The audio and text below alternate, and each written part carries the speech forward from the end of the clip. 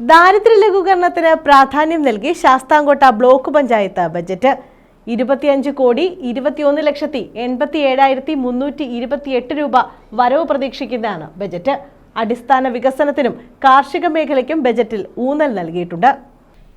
25,21,87,328 രൂപ വരവും 25,08,87,328 രൂപ ചിലവും 13 ലക്ഷം രൂപ മിച്ചവും പ്രതീക്ഷിക്കുന്നതാണ് ശാസ്താംകോട്ട ബ്ലോക്ക് പഞ്ചായത്തിന്റെ ബജറ്റ്. ദാരിദ്ര്യ ലഘൂകരണത്തിനാണ് ബജറ്റ് ഊന്നൽ നൽകുന്നത്. 15.9 കോടി രൂപ ഇതിനായി നീക്കിവെച്ചിട്ടുണ്ട്.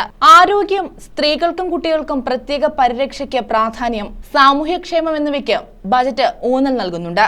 വികേന്ദ്രീകൃത വികസനത്തിൽ ഒരു പുതുമ സൃഷ്ടിച്ച് ഇന്ത്യയിൽ ജനാധിപത്യപരമായ ഭരണ വികേന്ദ്രീകരണത്തിന് കേരളം അടിസ്ഥാനമിട്ടിരുന്നു.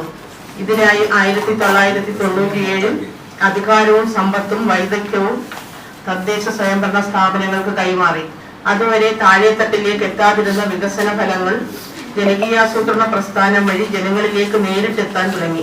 മുൻകാലങ്ങളിലെ പ്രവർത്തനം വഴി തദ്ദേശ സ്ഥാപനങ്ങളെ തദ്ദേശീയമായ ആവശ്യങ്ങളോട് പ്രതികരണക്ഷമതയുള്ള ഇടങ്ങളാക്കി മാറ്റുന്നതിന് കഴിഞ്ഞിട്ടുണ്ടെന്നുള്ളത് വാസ്തവമാണ്. ഈ സാഹചര്യത്തിൽ സുസ്ഥിര വികസനം ലക്ഷ്യമാക്കി 2025-26 വർഷത്തെ പദ്ധതി പ്രവർത്തനങ്ങൾ ആരംഭിക്കുന്നതിന് സർക്കാർ ഉത്തരവിട്ടിട്ടുണ്ട്.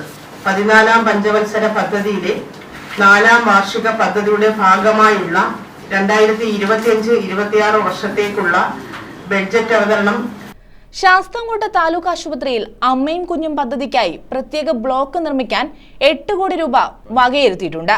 അടിസ്ഥാന വികസനത്തിനും കാർഷിക മേഖലയ്ക്കും ഊന്നൽ നൽകുന്ന ബജറ്റ് വൈസ് പ്രസിഡന്റ് പി പുഷ്പകുമാരിയാണ് അവതരിപ്പിച്ചത്.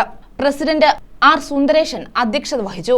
ക്ഷീരോത്പാദന മേഖല, ലൈഫ് ഭവന പദ്ധതി, കുടിവെള്ളം എന്നിവയ്ക്കും ബജറ്റിൽ പ്രാധാന്യം നൽകുന്നുണ്ട്. News bureau, Chakkuvalli.